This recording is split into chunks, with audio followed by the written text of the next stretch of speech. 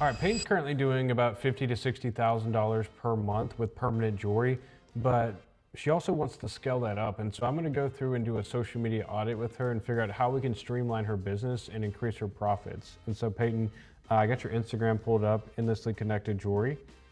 Now, the first thing I look at is a profile picture. And so right now it's your logo. That's fine because I know you have a team.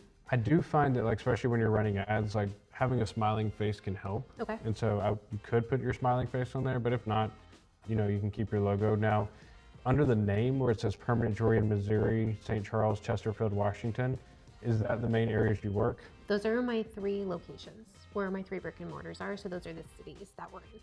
Okay, because I know you do a lot of stuff around St. Louis, right? Yep. So all those are around St. Louis, and then those are like the direct cities. Okay, so do you think it would, because right now you don't have anything about permanent jewelry in St. Louis, and I know people might be searching that. So maybe find a way somewhere to put St. Louis in there as well. Perfect. If not, you can do the Instagram descriptions. Like you can put, permanent jewelry in St. Louis, because as of July 1st, they actually made it where the descriptions on Instagram are indexable by Google, which basically means when people are searching for stuff on Google, your Instagram post could pop up. Fantastic. And so that's helpful. So you have good Instagram story highlights. I see that you have, a way to book now, and you have your event schedules, which you probably need to keep those updated since those are a little out of date. And then you're doing a good job with pinned posts. You've got at least, looks like 2 pinned posts. I would, go ahead and have 3. That way you can kind of control the first things you want people to see. I was thinking about doing my 3rd pin post as doing like a meet me kind of thing, as like who I am, what they're gonna meet, like that kind of thing. So that was kind of my idea for my 3rd pin post. I don't know what you think about that. Yeah, I love that. And you can even have it to where on your feed, it shows an image of you, but then when they click it, it can actually be an Instagram reel where you can introduce yourself and talk about, where you got, or how you got started, what you do, how they can book with you, things like that, all the basics. Perfect. And then I would just put that in as a cover, right? Right. And then you put your picture as a cover. Perfect. When I look at your overall vibe, it's a lot of text. I would prefer not to have so much text-based graphics. Yes, I agree. It's not very good. Now, I do see that you're, trying to post where you're going to be at different events and stuff. Do you feel like this actually helps, or do you feel like anybody's even seeing it? Honestly, I am not too sure. I know it's helpful on Facebook, but I don't necessarily know if it's helpful on Instagram. Yeah, I recommend going into your insights on Instagram and kind of looking to see how many people are actually viewing it. Okay. Because chances are, with it getting like 1 like and 2 likes, there's probably not that many people viewing it. I know I was probably like, one of them was like 300-ish people. So it's not a crazy thing. So I highly doubt these are really impacting your bottom line. Okay. And so I would probably replace it with something more visual, like, reels of permanent jewelry or photos of permanent jewelry. And then say where we'll be? Okay.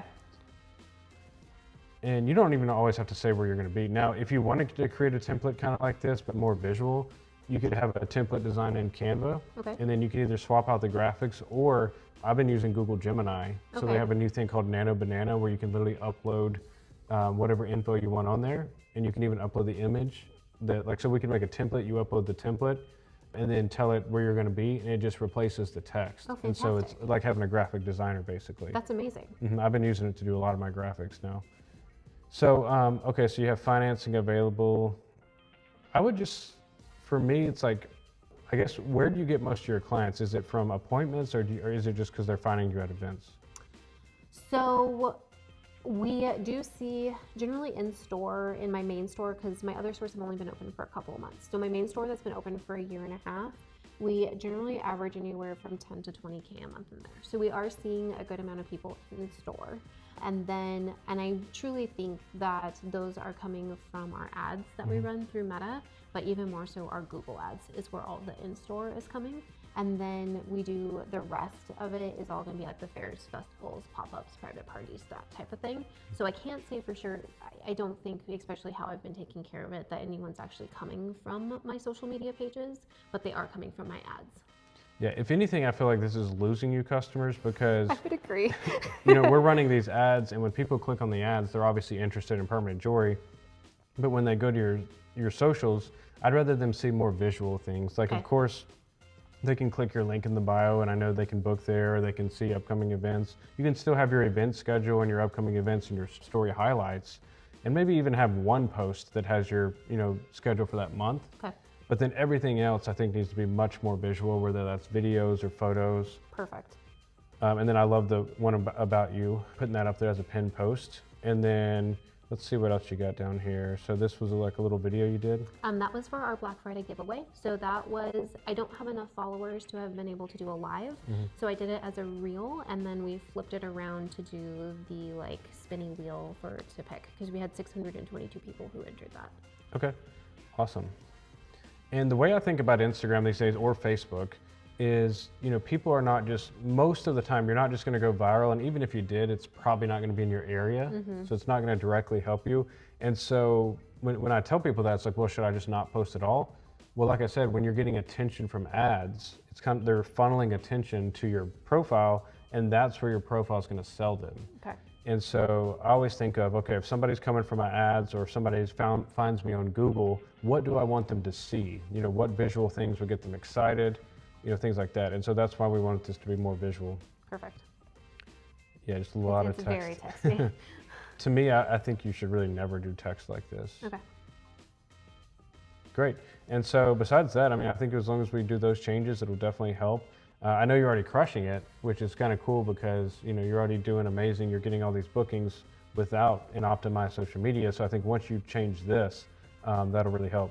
It's also something what I really want to do is going into 2026 is really focus on my in-store, that everything when we go to these fairs and festivals and private parties and those kind of things, those are just kind of like our extra things, but really diving into in-store. And I think that's where the social media is really going to feed into that and be able to really help us get our in-store doing some amazing things. So then that way, just everything else is gravy. If that's the case, I would definitely put your store as one of the pinned post, because people want to know what to expect.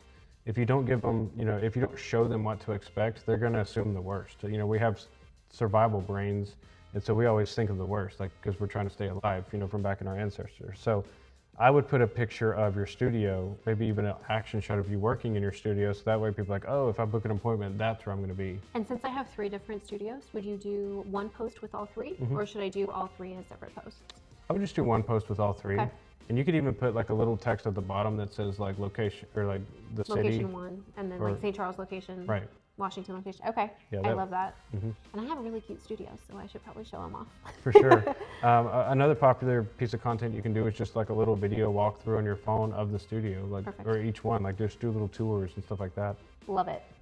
You can even add a story highlight with the different, locations. That way, when people click on it, they can see all the different, little video walkthroughs, images, whatever you want to put on there about the studios. I'm also going to change those because I don't like my highlight covers. I think they look childish, so I I'm going to agree. switch those out. Right.